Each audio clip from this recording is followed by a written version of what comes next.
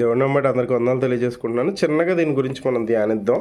So లోక 2వ అధ్యాయం మొదటి నుంచి 21వ వచనం కనుక మనం అబ్జర్వ్ చేస్తే బేసిక్గా మనం ఇది క్రిస్మస్ సీజనే కాబట్టి దాని గురించి మనం డిస్కస్ చేస్తాం ఎక్కువ. అయితే మొదటి వచనంలో ఏమని రాస్తుందంటే, ఆ దినములలో సర్వలోకమునకు ప్రజాసంఖ్య వ్రాయవలనని కైసర్ ఔగుస్తు వలన ఆజ్ఞ ఆయను. సో అంటే ప్రజాసంఖ్య రాయాలని స్టార్ట్ చేశారంట. అంటే ఎవరెవరు ఎక్కడున్నారు ఏంటి అని. అండ్ వన్ మోర్ థింగ్ ఏంటంటే ఈ అన్నిటికన్నా ముందుగా రాయబడిన సువార్త ఏంటంటే మార్కు. ఓకే, తర్వాత రాయబడ్డ సువార్తలు రిమైనింగ్ మత్తయి కానీ లోకా కానీ యోహాను కానీ తర్వాత రాయబడ్డాయి. మొదటిగా రాయబడింది అయితే మార్కే. అయితే లోకా ఏంటంటే అతను ఒక హిస్టారియన్ అంటారు. అంటే అన్నీ అబ్జర్వ్ చేసి రాశాడట అన్నీ. అందుకే మనం ప్రతిదీ ప్లేసు టైము ఎవరెవరు ఏంటి అది 2వ వచనంలో కనుక మనం చూస్తే ఇది కురేనియా సిరియా దేశమునకు అధిపతి ఉన్నప్పుడు జరిగిన మొదటి ప్రజా సంఖ్య. అంటే క్లియర్ కట్గా మెన్షన్ చేస్తున్నాడు హిస్టరీ ఎప్పుడు జరిగింది అని. ఇప్పుడు ఎందుకని ఇంతలా మెన్షన్ చేశాడు నేను అనుకుంటున్నాను. ఈ రోజుల్లో చాలామంది ఏమంటున్నారంటే అసలు యేసుక్రీస్తు అని ఆయన పుట్టలేదు, అసలు యేసుక్రీస్తు అని ఆయన చరిత్రలో లేడు, అదొక మిత్, అంటే అదొక కల్పించబడిన పాత్ర అని చాలామంది అనుకుంటున్నారు. కానీ యేసు ప్రభుకున్నంత చరిత్ర ఇంకా వేరే ఎవరికీ లేదంటాను. సో ఈరోజు మనం క్యాలెండర్ చూస్తున్నాం. సో ఆ క్యాలెండర్ 2025 సంవత్సరం. ఓకేనా, 2025 సంవత్సరాన్ని ఎప్పటి నుంచి లెక్క పెడుతున్నాం? ఆయన బర్త్ నుంచి లెక్క పెడుతున్నాం. ఓకేనా, అంటే దీన్ని గ్రెగోరియన్ క్యాలెండర్ అంటారు. ఓకేనా, అయితే ఈ క్యాలెండర్ కూడా యేసు ప్రభు డేట్ ఆఫ్ బర్త్ని బేస్ చేసుకుని చేశారట. సో అది మనకి ఇక్కడ అర్థమవుతుంది. ఒకసారి లోక 2వ అధ్యాయం ఒకసారి 21వ వచనం చదవండి, చదవగలిగిన వాళ్ళు. ఆ శిశువునకు సున్నతి చేయవలసిన 8వ దినం వచ్చినప్పుడు గర్భమందాయన పడకమునుపు దేవదూత చేత పెట్టబడిన యేసు అని శబ్దమునకు రక్షకుడు అని అర్థం అని వారు ఆయనకు పెట్టిరి అనే మాట మనం చూస్తున్నాం. అంటే 8వ దినాన్న అంటే యూతులకి ఎలా ఉంటుందంటే మగ పిల్లలు పుట్టినప్పుడు 8వ దినాన్న సున్నతి చేస్తారు. సో అక్కడి నుంచి వాళ్ళకి జన్మదినం కింద లెక్క అనమాట.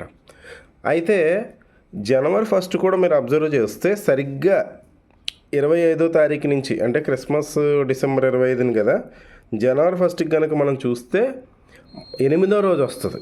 ఓకేనా, 26, 27, 28, 29, 30, 31 తర్వాత ఆ రోజును కూడా కలుపుకుంటే కనుక 25వ తారీఖు కూడా కలుపుకుంటే కనుక 8వ రోజు మనకి జనవరి 1 అవుతుంది. అందుకే జనవరి 1ని కూడా అందరూ ఆరాధన చేస్తారు. సో అదొక రీజన్. ఓకే, తర్వాత ఇంకొక విషయం ఏంటంటే ఈ రోజుల్లో చాలామంది అనుకునే విషయం ఏంటంటే అదిగో కామన్ ఎరా, బిఫోర్ కామన్ ఎరా అంటున్నారు, బీసీ ఏడి అంటాం మానేశారు, క్రీస్తు శకం క్రీస్తు పూర్వం అనే మాటలు తీసేశారు, కాబట్టి ఇప్పుడు యేసు ప్రభుకి చరిత్ర లేదు అని అనుకుంటున్న వాళ్ళకి నా ప్రశ్న ఏంటంటే మరి 2025 అనేది కూడా తీసేయాలి కదా, ఇక్కడి నుంచి 1 అని స్టార్ట్ చేయాలి, అప్పుడు తీసేసినట్లు లెక్క. సో ఒరిజినల్గా అంటే క్యాలెండర్ స్టార్ట్ చేసినప్పుడు ఇది అందరికీ తెలిసిన విషయమే, మళ్ళీ గుర్తు చేస్తున్నాను అంతే, నేనేం కొత్త విషయాలు చెప్పట్లా. క్యాలెండర్ స్టార్ట్ చేసినప్పుడు ఎవరి చరిత్ర ఎక్కువగా ఇంపాక్ట్ చేసింది, ఎవరి చరిత్ర ఎక్కువగా లోకాన్ని ప్రభావితం చేసిందని కనుక పరీక్షించుకుంటే అందులో 5 తేలారంటండి. ఆ 5లో యేసయ్య ఒకళ్ళంట.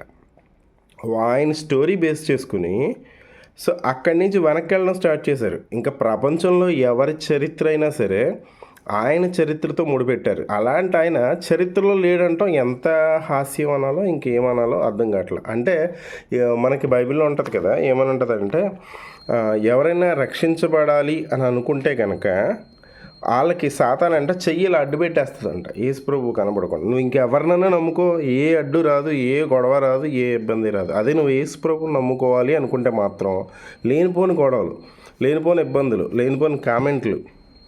ఓకేనా, ఎందుకంటే సాతాను మెయిన్ పనే అది.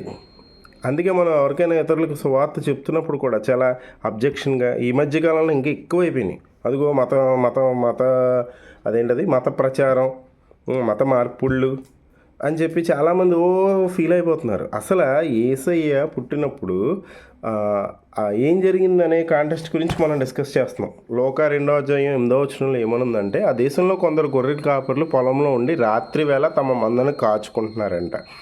అంటే నైట్ టైము గొర్రెలను కాసుకుంటున్నారంటే ఎవరు? గొర్రెలు కాపర్లు. సో అలా కాసుకుంటుంటే అప్పుడు ప్రభు దూత వారి యొద్దకు వచ్చి నిలిచెను. ఓకేనా? ప్రభు మహిమ వారి చుట్టూ ప్రకాశించినందున వారు మిక్కిలి భయపడ్డారు. అంతే కదండి. ఇప్పుడు మనం కూడా నైట్ టైము ఎక్కడో ఉన్నాం, చీకటిగా ఉన్నది ఒక ఏరియాలో. సో సడన్గా ఒక వెలుగు వచ్చి ఆ వెలుగులో తెల్లగా ఉండే బట్టలు వేసుకునే వాళ్ళు కొంచెం గంభీరమైన వాయిస్తో మాట్లాడితే ఎవరైనా భయపడతారు. అప్పట్లో వాళ్ళు ఇంకా భయపడ్డారు.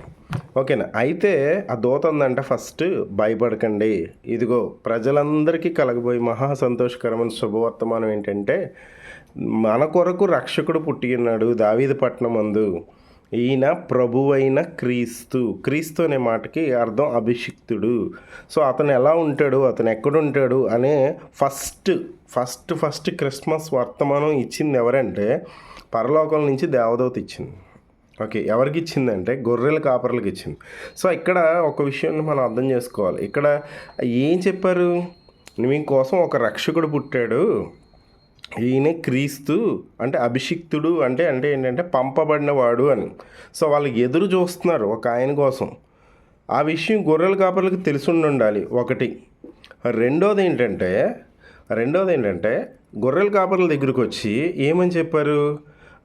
మీరు వెళ్ళి చూస్తారు, మీరు వెళ్ళి ఆ శిశువుని చూస్తారు అని చెప్పినప్పుడు అక్కడ ఏమైంది? అక్కడ ఒకసారి చూద్దాం. 2వ అధ్యాయం, లూకా 2వ అధ్యాయం 13వ వచనం నుంచి చూస్తే, వెంటనే పరలోక సైన్య సమూహం ఆ దూతతో కూడా ఉండి సర్వోన్నతమైన స్థలముల్లో దేవునికి మహిమ, ఆయనకి ఇష్టలైన మనుషులకు భూమి మీద సమాధానం కలుగును గాక అని స్తోత్రం చేయుచుండెను. ఆ దూతలు తమ యొద్ద నుండి పరలోకానికి వెళ్ళిన తర్వాత గొర్రెల కాపరులు జరిగిన ఈ కార్యమును ప్రభు మనకు తెలియజేయించున్నాడు, మనం బెత్లెహేం వరకు వెళ్ళి చూతుము రండి అని చెప్పుకుని త్వరగా వెళ్ళి మరియను యేసోపును తొట్టులో పండుకొని ఉన్న శిశువుని చూచి ఈ శిశువుని గురించి తమతో చెప్పబడిన మాటలు ప్రచురం చేశారంటండి. గొర్రెల కాపరులు తమతో చెప్పిన సంగతులన్నిటిని గూర్చి విన్న వారందరూ ఆశ్చర్యపడ్డారంటే ఇక్కడ మనం అర్థం చేసుకోవాల్సిన ఒక విషయం ఏంటంటే దేవదూత వచ్చి ఇదిగో మీ కొరకు రక్షకుడు పుట్టి ఉన్నాడు, మీరు వెళ్ళి చూడండి అని చెప్పారు. అంతే, ఇంకా అంతకుమించి ఏం చెప్పలా. ఓకేనా? అక్కడ ఒక్కసారి మీరు కనుక చదివితే అక్కడ ఒకసారి చూడండి, అక్కడ ఏమనుందో నేను మళ్ళీ చదువుతున్నాను. ఈయన దావీదు పట్టణము, నేను మీకు మహా సంతోషకరమైన శుభవర్తమానం మీకు తెలియజేస్తున్నాను. దావీదు పట్టణం ముందు నేటి రక్షకుడు మీ కొరకు పుట్టి ఉన్నాడు, ఈయనే ప్రభువైన క్రీస్తు. దానికి ఇదే మీకు ఆనవాలు, ఒక శిశువు పొత్తిగుడ్డలతో చుట్టబడి ఒక తొట్టులో పండుకొని ఉన్నట్టు మీరు చూచిద్దరని వారితో చెప్పాను. ఆ తర్వాత దేవదూతలు వెళ్ళిపోయారు. అయితే ఇక్కడ నా ప్రశ్న ఏంటంటే వాళ్ళు ఎందుకు ప్రచురం చేశారు? వాళ్ళకి చెప్పలేదు కదా. ఒక్కసారి మీరు ఆ కాంటెస్ట్ కనుక చదివితే అర్థమవుతుంది. అక్కడ ఎక్కడా కూడా దేవదూత మీరు వెళ్ళి అందరికీ ప్రకటించండి అని ఏమన్నా చెప్పారా? చూడండి ఒకసారి కాల్స్తే. కానీ ఇక్కడ మనల్ని యేసయ్య డైరెక్ట్గా చెప్పాడు.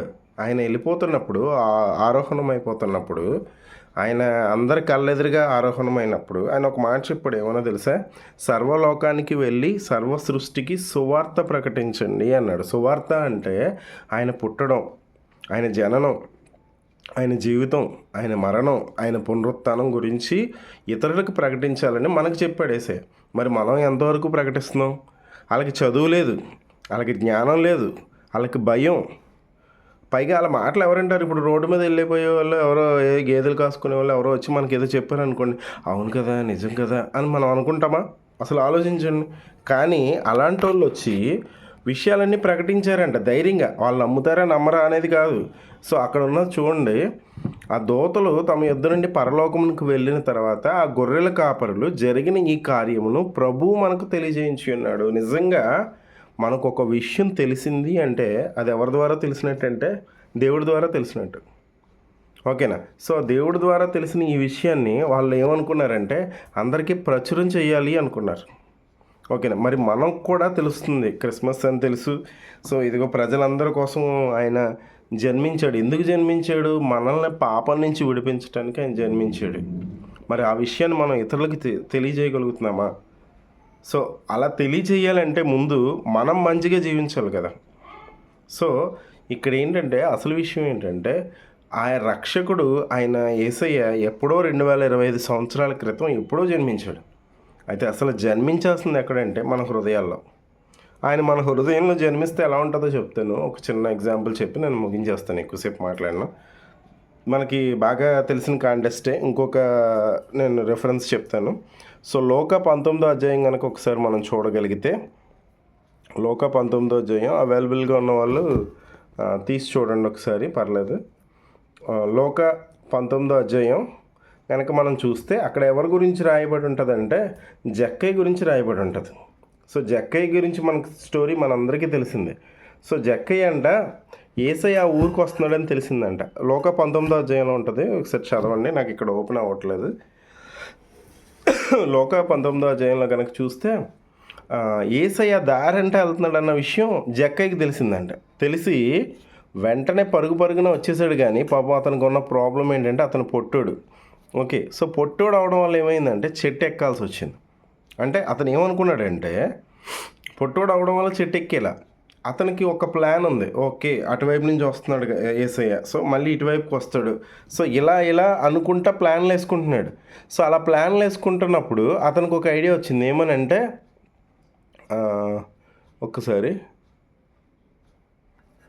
ఓకే, లోక 19వ అధ్యాయం ఒకసారి చూస్తారా? రెఫరెన్స్ కరెక్ట్గానే చెప్పానా నేను? లోక 19వ అధ్యాయమే కదా? ఎవరైనా రెఫరెన్స్ చెప్పగలిగితే సంతోషం. లోక 19వ అధ్యాయం ఒకసారి చూడండి. రైట్, అక్కడే ఉంది. లోక 19వ అధ్యాయం కనుక చూస్తే ఆయన ఎరికో పట్టణంలో ప్రవేశించాడట. రైట్, చదవండి సార్. ఆయన సంచరించుచు ఎరికో పట్టణంలో ప్రవేశించి దాని గుండా పోవచుండే. ఓకే, చాలు సార్, చాలు మ్యూట్ చేసేయండి. Thank you.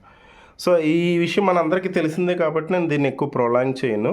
సో యేసయ్య అంట ఎరికో పట్టణంలోకి వచ్చాడంట, ప్రవేశించి దాని గుండా వెళ్తున్నాడంట. వెళ్తున్నప్పుడు ఆ విషయం ఒక ఆయనకి తెలిసిందంట. అతని పేరు జక్కయ్య. అతను చాలా పొట్టోడు, ప్లస్ అతను ఏంటంటే ట్యాక్స్ కలెక్టర్, అందరి దగ్గర పన్నులు వసూలు చేసుకునే వ్యక్తి. అయితే యేసయ్య అంట, అయితే అక్కడ మనం 3వ వచనంలో కనుక చూస్తే యేసు ఎవరో అని చూడగోరాడంట, కానీ పొట్టివాడైనందున జనులు గుంపు కూడి ఉండటం వలన చూడలేకపోయాడంట. అంటే అప్పట్లో యేసయ్య ఎక్కడికైనా వస్తున్నాడంటే కొన్ని వేల సమూహం వచ్చేవారంట యేసయ్యని చూడడానికి. ఎందుకంటే ఆయన ముట్టుకుంటే స్వస్థతలు జరిగిపోతున్నాయి, ఆయన ఒక మాట చెప్తే స్వస్థత జరిగిపోతుంది, ఆయన వస్త్రపు చెంగు ముట్టితే స్వస్థత జరుగుతుంది. ఇలా వింటూ ఉన్నాడు. ఆయన మన ఊరికి వచ్చాడన్న విషయం ఆయనకు తెలిసినప్పుడు ఎలా అయినా సరే అసలు ఆయన ఎలా ఉంటాడు ఒకసారి చూద్దాం, అందరూ ఆయన దేవుడు అంటున్నారు, సో నేను కూడా ఒకసారి చూద్దాం అనుకున్నాడంట. ఆయనకి చూడాలనే ఆశ పుట్టిందంట. కానీ ప్రాబ్లం ఏంటంటే ఎక్కువ మంది ఉంటారు ఆ గుంపులోకి ఈయన వెళ్ళలేడు. ఎందుకంటే ఎక్కువ మంది, ఇప్పుడు మనకు కూడా ఇప్పుడు ఫర్ ఎగ్జాంపుల్ ఏ రాజకీయ నాయకుడు, సినిమా యాక్టర్ ఎవరైనా వచ్చారనుకోండి, చాలామంది జనాభా, సెక్యూరిటీ, మనం వెళ్ళి వాళ్ళని టచ్ చేయడానికి ట్రై చేసినా, మాట్లాడడానికి ట్రై చేసినా చితక్కొట్టేస్తారు, అవునా కదా?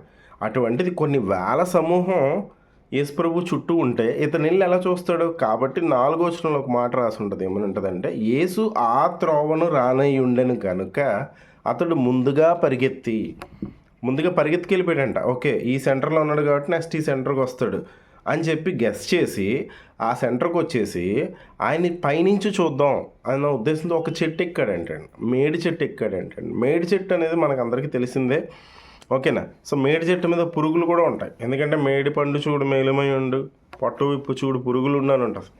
సో కొంచెం కష్టంగా ఉన్నా, ఇష్టంగా ఉన్నా ఆ చెట్టు అయితే ఎక్కేశాడు, ఓకేనా? తను పొట్టోడే కానీ చాలా హడావుడిగా ఎక్కేశాడు. సో ఏదో కలిసి వస్తుంది. ఏం కలిసి వస్తుంది? దేవుడిని చూడాలి అనే ఆశ ఆయనలో కలిగింది. ఆయన దేవుడు అని అనుకోవట్లే అప్పటికి, కానీ ఎవరు సంథింగ్ స్పెషల్. ఆయన గురించి చాలా విన్నాం. ఎందుకంటే ఆయన ముట్టుకుంటే స్వస్థత, పుట్టుకతో గుడ్డోళ్ళు కూడా ఆయన ముట్టుకుంటే స్వస్థపడ్డారు. పుట్టుకతో కుంటోళ్ళు అయిన వాళ్ళు కూడా ఆయన ముట్టుకుంటే స్వస్థపడ్డారు. కుష్ఠరోగులు స్వస్థపడ్డారు, దెయ్యాలు పట్టిన వాళ్ళు స్వస్థపడ్డారు, చనిపోయిన వాళ్ళు తిరిగి లేపబడ్డారు. సో ఇన్ని స్వస్థతలు, ఇన్ని మహిమలు చేస్తున్నాడు. అసలు ఆయన ఎలా ఉంటాడో ఆయన గురించి అంట మారు మోగిపోయిందంటండి ప్రపంచం అంతా. అందుకే నేను చెప్పాను కదా, క్యాలెండర్ చేసినప్పుడు సో ఆయన చరిత్ర ప్రపంచానికి గుర్తుండిపోయిందంటండి. అందుకే ఆయన చరిత్రను బేస్ చేసుకుని ఈరోజు మనం క్యాలెండర్ చూస్తున్నాం, ఓకేనా? అయితే పరిగెట్టుకుని వచ్చాడంట, చెట్టు ఎక్కాడంట. చెట్టుకి అక్కడికి సరిగ్గా వేసి వచ్చినప్పుడు అన్నాడంట, జక్కయ్య త్వరగా దిగు, నేను నీ ఇంట ఉండవలసింది అని చెప్పాడంట. అంతే, ఇంకేం చెప్పలేదు. నువ్వు కింద దిగు, నేను మీ ఇంటికి రావాలి జక్కయ్య అన్నాడంట. యేసయ్య రావడమే ఆ ఊరికి ఫస్ట్ టైము. వచ్చినప్పుడు జక్కయ్య అని పేరు పెట్టి ఎలా పిలిచాడు, అదొక డౌట్. రెండోది ఏంటంటే, నేను చెట్టు ఎక్కున్నాను కదా, పైన ఎవరికి కనబడను అన్న ఉద్దేశంతో ఉన్నాడు. కానీ యేసయ్య అంటే కన్నులెత్తి చూశాడంట పైకి.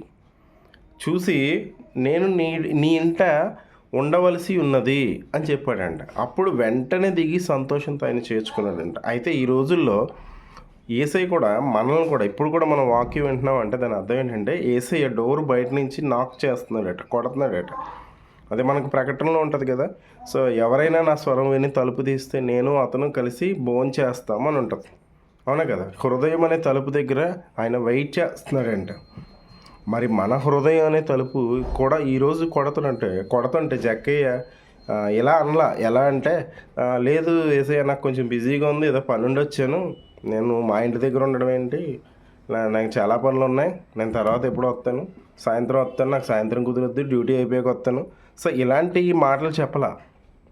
సో మనం కూడా ఏంటంటే ఈ రోజుల్లో వాక్యం వినేవారు, చర్చకు వచ్చేవాళ్ళు కూడా దేవుడి పని అంటే మేబీ కొన్నిసార్లు మనం దేవుడిని నెగ్లెక్ట్ చేస్తున్నామేమో. యేసయ్య స్వరం విని కూడా ఇప్పుడు కాదు, నాకు ఖాళీ అయినప్పుడు, ఇప్పుడు కాదు, నాకు పనులు అయిపోయాక, ఇప్పుడు కాదు, నాకు అన్నీ కుదిరాక, బాబు వాక్యం చెప్పు బాబు అంటే, అబ్బాయి లేదు నాకు ఇప్పుడు కుదరదు. అంటే నాకేం రాదండి, నాకేమొచ్చు, నాకేమొచ్చు నేను చెప్పడానికి అనేవాళ్ళు కూడా చాలామంది ఉన్నారు. అయితే నేను వాళ్ళందరికీ ఒక్క విషయం చెప్పాలనుకుంటున్నా. సో యేసయ్యతో పాటు తిరిగిన శిష్యులు పామరులు, అది తెలుసుకోండి. కానీ వాళ్ళు ప్రకటించిన, వాళ్ళు రాసిన, వాళ్ళ ద్వారా రాయబడిన గ్రంథాలనే మనం చదువుతున్నాం. సో దేవుడు ఎప్పుడు ఎన్నిక లేని వాళ్ళని ఎన్నుకుంటాడు. సో ఎవరైనా బాబు నీకు వాక్యం చెప్పు, బాబు పాట పాడు, లేకపోతే బాబు సాక్ష్యం చెప్పు, చర్చికి రా, లేకపోతే ప్రార్థన చేసుకో, ఇలా అని ఎవరైనా చెప్తున్నారంటే దాని అర్థం ఏంటో తెలుసా? కేవలం దేవుడి ద్వారా మాత్రమే జరిగింది. ఇందాక గొర్రెలు కాపర్లు అన్నారు చూసారా, దేవుడు మనకు తెలియజేయించాడు అని. సో దేవుడు మనకి ఏదైనా చెప్పాలంటే ఎవరినో ఒకరు మీడియేటర్స్గా వాడుకుంటాడు. ఓకేనా? అది మనం గ్రహించగలగాలి. ఇక్కడ జక్కయ్య వెంటనే ఏమన్నాడంటే, వెంటనే దిగి సంతోషంతో ఆయన చేర్చుకున్నాడంట. అప్పుడు కొంతమంది సనుక్కుంటున్నారంట, ఏంటి ఇన్ని తెలిసిన యేసయ్యకి అతను మంచోడు కాదని తెలియదా, ఈడొక రౌడీ లాంటాడు, ఈడొక దొంగోడు, ఈడొక మోసగాడు, ఈడు అందరి దగ్గర అన్యాయంగా డబ్బులు తీసేసుకుంటాడు అని చెప్పి అనుకుంటున్నారంట మనసులో. ఈ లోపలనే జక్కయ్య యేసుప్రభు అడగల. జక్కయ్య 8వ వచనంలో కనుక మనం చూస్తే, లోక 19:8 వచనంలో ఒక మాట అంటాడు. ఏమంటాడంటే, నిలబడి ఇదిగో ప్రభువా, నా ఆస్తిలో సగం బేదలకు ఇచ్చేస్తున్నా, నేను ఎవరి వద్ద అన్యాయంగా ఏదైనా తీసుకుంటే దానికి 4 అంతలు ఇచ్చేస్తా అని ప్రభుతో అన్నాడంట. ఇక్కడ నా ప్రశ్న ఏంటంటే, అసలు యేసయ్య ఏమనకుండా ఆయన ఎందుకు అన్నాడు ఆ మాట? ఎందుకు అన్నాడో చెప్పమంటారా? సో యేసయ్య కనుక ఇంట్లోకి రావాలి అంటే అక్కడ ఏముండాలి? మారు మనసు ఉండాలి, మారిన హృదయం ఉండాలి. సో మనం క్రిస్టియన్స్ అని చెప్పుకుంటున్నాం, క్రైస్తవులం అని చెప్పుకుంటున్నాం, చర్చికి వెళ్తున్నాం, బైబిల్ చదువుతున్నాం, ప్రార్థన చేసుకుంటున్నాం. అయితే మన హృదయం అలా ఉంది. యేసయ్య కనుక మన హృదయంలోకి రావాలంటే మనం ఏం చేయాలి తెలుసా? మన లోపల ఉన్న చెడుతనాన్ని తీసేయాలంట ఫస్ట్. సో అంటే మనంతటా మనం తీసేయక్కర్లా. మనం ఫర్ ఎగ్జాంపుల్ ఒక చీకటిగా ఉన్న గదిలో స్విచ్ చేస్తే లైట్ వెలుగుతుంది. లైట్ వెలిగితే ఆటోమేటిక్గా చీకటి వెళ్ళిపోద్ది. చాలామంది ఏమనుకుంటారంటే, చీకటి వెళ్ళిపోయాక లైట్ వేద్దాం అనుకుంటారు. అది ప్రాబ్లం. అంటే ఫర్ ఎగ్జాంపుల్ చర్చికి రా తమ్ముడు అని ఎవరినైనా అడిగాం అనుకోండి, సిగరెట్లు మానేశాక వస్తా, సినిమాలు మానేశాక వస్తా, అబద్ధాలు మానేశాక వస్తా, ఓకే, లేకపోతే బూత్ మాటలు, గొడవలు పడడం, ఇవన్నీ మానేశాక వస్తా. చాలాసార్లు అనుకున్నా వద్దామని, కానీ రావట్లేదు. వస్తాను, కొంచెం ఖాళీ ఉండట్లేదు కొంచెం అని అంటున్నాం. అంటే ఎవరితో మాట్లాడుతున్నామో తెలుసండి? మనకి సమయాన్ని ఇచ్చిన దేవుడితో మనకి సమయం లేదని చెప్తున్నాం. సో ఒక్కరోజు మనకు కూడా సమయం అయిపోద్దేమో.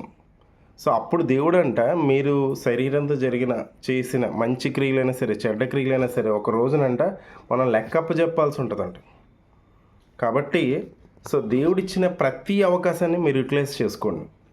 నేను ఎక్కడో చదివాను ఒకటి, మనకి ఏది రాకపోతే అదే ఎక్కువ చేయాలంటండి. మనకు పాడడం రావట్లేదు అనుకోండి, ఎక్కువ పాడుతూ ఉండాలి. మాట్లాడడం రాదనుకోండి, ఎక్కువ మాట్లాడుతూ ఉండాలి. రాయడం రాదనుకోండి, ఎక్కువ రాస్తూ ఉండాలి. సో నీకు ఏది రాదో అది ఎక్కువ చేస్తూ ఉండాలి. నువ్వు ప్రాక్టీస్ చేయకుండా నీకు ఎలా వస్తుంది ఏదైనా? ఎవరికి ఏది రాదండి, ప్రాక్టీస్ చేయకుండా ఏది రాదు. ఫర్ ఎగ్జాంపుల్ మీరు కూడా ఇక్కడ ఉన్న వాళ్ళు కొంతమంది ఎంప్లాయీస్, కొంతమంది చదువుకునే వాళ్ళు, ఇలాంటి వాళ్ళు చాలామంది ఉన్నారు. ఓకే. అయితే ఫర్ ఎగ్జాంపుల్ ఇప్పుడు బాలాపురం గారిని ఎగ్జాంపుల్గా తీసుకుందాం. ఆటో ఆయనకి చిన్నప్పటి నుంచి వచ్చా నడపడం, నాకు కారు చిన్నప్పటి నుంచి వచ్చా నడపడం, బైక్ నడపడం వచ్చా చిన్నప్పటి నుంచి మనకి. మనం పుట్టుకతో మనకేమైనా వచ్చా? సో ప్రాక్టీస్ చేసేటప్పుడు ఒక్కొక్కసారి ఫెయిల్యూర్స్ అవుతాయి, కింద పడతాం, దెబ్బలు తగులుతాయి, బండి ఆగిపోద్ది. అప్పుడు మళ్ళీ మనం గేర్ మార్చుకుని సంథింగ్ అలా అంటే మనం నేర్చుకోవడానికి ప్రయత్నిస్తే వస్తుంది ఏదైనా. చిన్నప్పుడు మనకి ఏబిసిడీలు కూడా రావు. సో మనం ఏ రాయమంటే ఇలా గీతలు గీస్తాం. సో మనకు అది ఏ కాదు. సో దాన్ని 100 సార్లు ప్రాక్టీస్ చేస్తే అప్పుడు ఏ అవుతుంది. అది నెంబర్స్ ప్రాక్టీస్ చేస్తాం 1 2 3 అని. సో అంటే నువ్వు దుద్దుతా కొద్దీ, నువ్వు రుద్దే కొద్దీ అదేమవుద్ది, లెటరింగ్ రౌండ్ అవుద్ది. అంటే ప్రాక్టీస్ మేక్స్ మ్యాన్స్ పర్ఫెక్ట్. నువ్వు ప్రాక్టీస్ చేయాలి, ఇంట్రెస్ట్ చూపించాలి. ఆశగల ప్రాణాన్ని ఆయన తృప్తిపరుస్తాడట. నీకు ఆశ ఉంటే సో అనొచ్చు, ప్రభువా నాకేం తెలీదు. ఏం తెలియాలి నీకు? నేను ఒక చోట చదివాను ఏమనంటే, ఆత్మతో నింపబడి నువ్వు 10,000 భాషలు మాట్లాడేట కంటే ఇతరులకు బోధ కలిగినట్లు 5 మాటలు పలికితే చాలు. 5 మాటలు పలికితే చాలంటాడు. ఆ 5 మాటలు మనకు తెలుసా తెలీదా? సో యేసయ్య మన కోసం పుట్టాడని మనకు తెలుసు, మన కోసం వచ్చిన రక్షకుడని మనకు తెలుసు, మన పాపాలు మనం ఒప్పుకుంటే ఆయన క్షమిస్తాడని తెలుసు. ఓకేనా? ఆయన మరలా రాబోతున్నాడని మనకు తెలుసు, మన జీవితం గురించి ఆయన లెక్క అప్పచెప్పబోతున్నాడని తెలుసు, ఇతరులకు ప్రకటించాల్సిన బాధ్యత మన మీద ఉందని మనకు తెలుసు. అవునా కదా? సో ఈ విషయాలు మనం ఇతరులకు ఎందుకు ప్రకటించలేకపోతున్నాం? ఈ మాత్రం దానికి అబ్బాయి నేను బైబిల్ ట్రైనింగ్ కావాలా, నేను బైబిల్ చదవాలా, నాకేమో వాక్యం నింపుదల లేదు. సో అంటే నువ్వేం చేయాలంటే ఫస్ట్ నువ్వు నడవడం స్టార్ట్ చేయాలి. దేవుని వైపు అడగడం ఒక వైపు ఒక స్టెప్ ముందుకు రావడం స్టార్ట్ చేయాలి. ఇక్కడ జక్కయ్య ఏం చేశాడంటే యేసయ్యను తన ఇంట్లోకి తీసుకున్నాడు. మనం కూడా ఒకవేళ మన హృదయం అనే ఇంట్లోకి కనుక యేసయ్యను రప్పించగలిగితే, ఆయన ఇప్పుడు ఈ మాటలు మీరు వింటున్నారంటే దాని అర్థం ఏంటంటే యేసయ్య డోర్ బయట నుంచి నాక్ చేస్తున్నాడు. ఇదిగో గణేష్ నేను నీ ఇంటి దగ్గర ఉండాలి, ఇదిగో మాలాబ్రం నేను నీ ఇంటి దగ్గర ఉండాలి, రవి గారు మీ దగ్గర నేను ఉండాలి, ఓకే స్వర్ణలత నేను మీ ఇంట్లో ఉండాలి. సో అని యేసయ్య దేవుడు మనతో మాట్లాడుతున్నాడు. So are you ready to accept the Jesus now? నువ్వు ఆయన్ని రమ్మనగలవా? ఆయన్ని రమ్మంటే నీ జీవితం మారాలి. ఇక్కడ జక్కయ్య ఇంకా ఆయన ఇంట్లోకి అడుగు పెట్టలేదు, ఆయన అడగలేదు, వెంటనే అనేసాడు. ఎందుకని అడిగారు చెప్పమంటారా? ఆయనకి తెలుసు యేసయ్యకి బేదలకు పంచిపెట్టమంటాడన్న విషయం ఆయనకి తెలుసు. అన్యాయంగా తీసుకోకూడదు, అన్యాయంగా తీసుకుంటే యేసయ్యకి ఇది నచ్చదు అన్న విషయం జక్కయ్యకి తెలుసు కాబట్టే యేసుప్రభు అడగకుండానే స్టార్ట్ చేశాడు. మరి మనం కూడా యేసుప్రభుకి ఏం కావాలో, యేసయ్యకి ఏం కావాలో, మన దేవుడికి ఏం కావాలో మనకు తెలుసు. మనం ఎందుకు చేయలేకపోతున్నాం? సో వెంటనే అక్కడ నిలబడి జక్కయ్య తీసుకున్న స్పాట్ డెసిషన్. సో వెంటనే యేసయ్య ఒక మాట అంటాడు. ఏమంటాడంటే, ఇతను కూడా అబ్రహాం కుమారుడే, నేడు ఈ ఇంటికి రక్షణ వచ్చింది అన్నాడు. నశించిన దాన్ని వెదకి రక్షించడానికి మనిషి కుమారుడు వచ్చాడంట. సో యేసయ్య ఎందుకు వచ్చాడో తెలుసా? సో మనకులాగా పాపంలో నశించిపోయే వాళ్ళందరికీ వెతికి రక్షించడానికి వచ్చాడంటండి. ఆయన మన అందరి పాపాల నిమిత్తమై సిలువలో బలి అయిపోవడానికి వచ్చాడట. సో మనకు ఉంటుంది కదా, సృష్టి ఏర్పడక మునిపే క్రీస్తులో ఆయన మనల్ని ఏర్పరచుకున్న అన్నమాట ఉంటుంది బైబిల్లో. సో అంటే ఆయన ఫస్ట్ డెసిషన్ తీసుకున్నాడు అనమాట. ఏమని? సో ఈ లోకంలో ఉన్న ప్రజలందరి పాపాల కోసం నేను ఒకటి చెయ్యాలి అని. సో మనం కూడా ఇంతకుముందు బలి ఇచ్చేవాళ్ళం, గుర్తుందా మీ అందరికీ? సో బలి ఎందుకు ఇస్తాం? మనం చేసిన పాపానికి దాన్ని బలి ఇచ్చేస్తాం. నిజానికి కోడి అబద్ధం ఆడదు, కుక్క అబద్ధం ఆడదు, మేక అబద్ధం ఆడదు, అదేం దొంగతనం చేయదు, అవునా కదా? సో అయినా కూడా ఇదిగో నేను బలి ఇచ్చేస్తున్నాను అంటాం. అలాగే యేసయ్య కూడా మన కోసం బలిగా అర్పించబడ్డాడండి. సో అదే మాట మనం మత్తయిలో చదవచ్చు. నువ్వేం తప్పు చేయలేదు, కానీ ప్రజల ఇష్టం కోసం నేను చంపేస్తున్నావు అన్న మాట అంటాడు హేరోదు. అక్కడ ఉన్న కింగ్ పిలాతు అంటాడు. ఓకే, అంటే యేసయ్య మన కోసం ఎందుకు వచ్చాడు అంటే ఈ లోకానికి మనల్ని రక్షించడానికి వచ్చాడు. ఎందుకు రావాల్సి వచ్చిందంటే దానికి మొదటి కారణం ఏంటంటే, యేసయ్య ఎందుకు రావాల్సి వచ్చిందంటే మనుషులు ఎంత వెతికినా దేవుడిని కనుగొనలేరు. ఎందుకంటే మనుషులకున్న ప్రాపర్టీ ఏంటంటే ఫైనట్, దేవుడికున్న ప్రాపర్టీ ఏంటంటే ఇన్ఫైనట్. ఫైనట్ అంటే ఏంటంటే అంతం అయిపోయేది. ఎందుకంటే మనం పుట్టాం, కాబట్టి కన్ఫామ్గా ఒక రోజున గిట్టక తప్పదు. కానీ దేవుడు అలా కాదు, ఆయన స్వయంభవుడు. ఓకేనా? అందుకే ఆయన ఒక మాట అంటాడు, యెషుప్రభు ఒక మాట అంటాడు, ప్రకటన 1:18 మాట అంటాడు, ఇదిగో అల్ఫయు నేనే, ఒమేగయు నేనే అంటాడు. ఆది నేనే, అంతము నేనే, స్టార్టింగ్ నేనే, ఎండింగ్ నేనే. సో అల్ఫా అంటే మనం ఇంగ్లీష్ చదువుతాం కదండి. సో ఆల్ఫా అంటే ఏ. ఓకేనా? సో అలాగే అవి గ్రీక్ లెటర్స్ అనమాట. ఓకేనా? ఒమేగా. సో ఒమేగా అంటే నేనే ఎండింగ్, అంటే అందరికన్నా ముందున్నది నేనే, అందరి తర్వాత ఉండేది నేనే, యుగ యుగాలు నేను సజీవుడినై ఉన్నాను, ఇదిగో మృతుడినయ్యాను కానీ అంటాడు. సో అంటే దేవుడు యేసయ్య మన కోసం ఇన్ఫైనైట్ అయ్యి ఉండి, అంటే అంతము లేనివాడు అయ్యి ఉండి మన కోసం ఎలా మారాల్సి వచ్చిందంటే ఫైనెట్లా మారాల్సి వచ్చింది. మన ఇంట్లో కరెంట్ రావాలనుకోండి, డైరెక్ట్గా సబ్స్టేషన్ నుంచి వచ్చే పవర్ అంతా వస్తే కనుక మనం స్విచ్ అయితే చచ్చి ఊరుకుంటాం. అది చాలా వరకు తగ్గి తగ్గి తగ్గి తగ్గి తగ్గి రావాలి. రెసిస్టర్లు, ట్రాన్స్ఫార్మర్లు అవి వాడుకొని దాని పవర్ తగ్గించి తగ్గించి తగ్గించి ఇంట్లోకి ఎంత పవర్ అయితే వాడతారో అంత పవర్ని ఇస్తారు. మరి అక్కడ ఉండే కరెంట్ అదేనా? ఇంట్లో ఉండే కరెంట్ అదేనా? అక్కడ ఉండే కరెంట్ వేరే, ఇక్కడ ఉండే కరెంట్ వేరే అంటామా? అలాగే దేవుడు కూడా ఏంటంటే తనలో ఉన్న మహిమను తగ్గించుకుని ఒక మనుష్య కుమారుడిలాగా, మనిషి ఎలా అయితే పుట్టాలని దేవుడు నిర్ణయించాడో అదే ప్రక్రియలో దేవుడు పుట్టి మన కోసం వచ్చాడు. ఎందుకో తెలుసా? ఒక మోడల్ చూపించడానికి, మనకు ఒక మాదిరి చూపించడానికి. సో పైన ఇప్పుడు ఫర్ ఎగ్జాంపుల్ మనం ఒక బైక్ ఒకటి కొత్త మోడల్ ఒకటి ఇన్వెంట్ చేసాం, ఒకటి కనిపెట్టాం, లేదా ఒక కారు కనిపెట్టాం, లేదా ఒక మిక్సీ కనిపెట్టాం.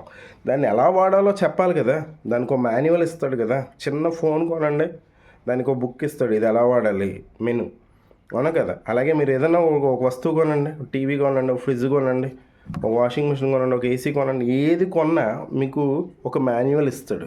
మరి ఒకవేళ మన జీవితం కనుక ఒక దేవుడు కనుక ఇచ్చి ఉంటే, దేవుడి ద్వారా కనుక మనం వచ్చి ఉంటే, దేవుడు కూడా మోడల్ ఇచ్చి ఉండాలి. ఇదిగో నువ్వు ఇలా ఉండాలి, నువ్వు ఇలా ఉండాలి, ఇలా ఉండాలని నీకు మాన్యువల్ ఇచ్చి ఉండాలి. అలా ఇచ్చిన వాళ్ళు ఎవరున్నారు ఈ లోకంలో? ఏ ఒక్కరైనా నన్ను చూసి నేర్చుకోండి, నన్ను ఫాలో అవ్వండి అని చెప్పిన వాళ్ళు ఎవరైనా ఉన్నారా?